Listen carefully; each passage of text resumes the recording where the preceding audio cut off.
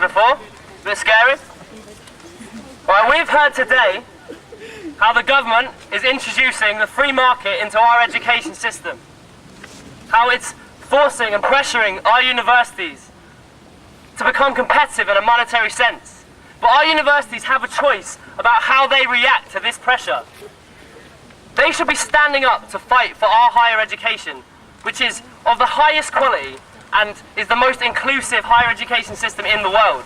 Instead, what they're doing, what many of them are doing, are bowing down to this pressure, while some, like here, are actively pursuing strategies to place themselves at a competitive advantage in this new market for education.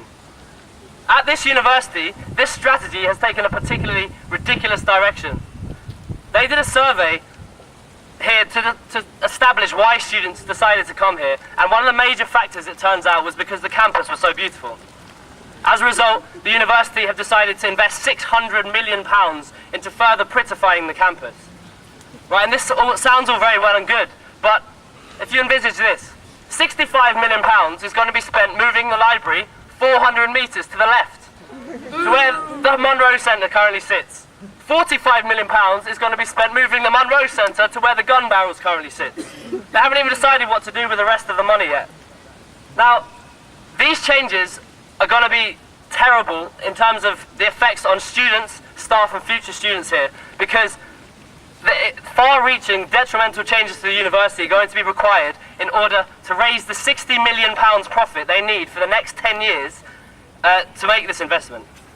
£60 million profit. Right, so they're going to be making this money through, one, a £10 million cut to courses. This is going to mean less contact hours and a general deterioration in the quality of your education. It's also going to mean some courses are going to close down entirely. We've seen the beginning of this with sociology 2 years ago. Two, they're going to be sacking staff. 200 staff are going to lose their jobs in this university.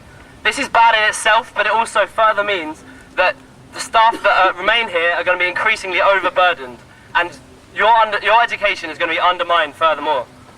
Three, they're raising tuition fees to the full £9,000 a year.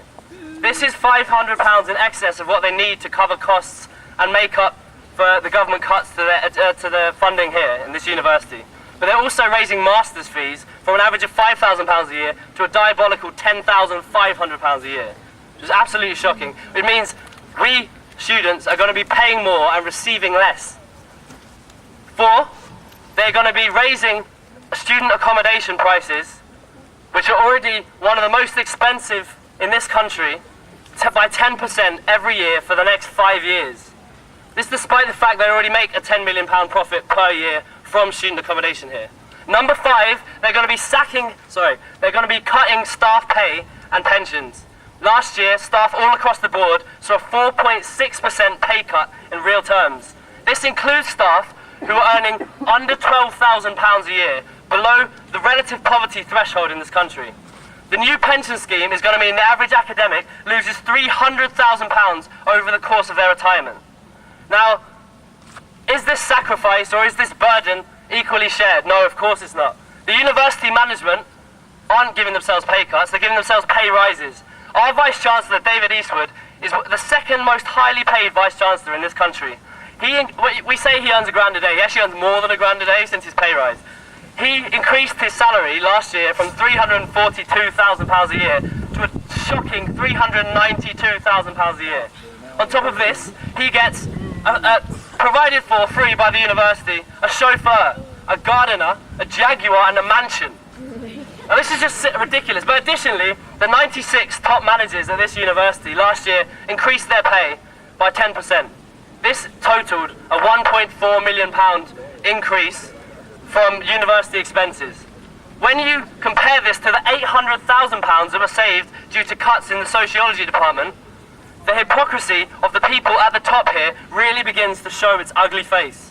In fact, the managers here over the last 10 years have increased their total pay pot from £4.1 million to £14.7 million.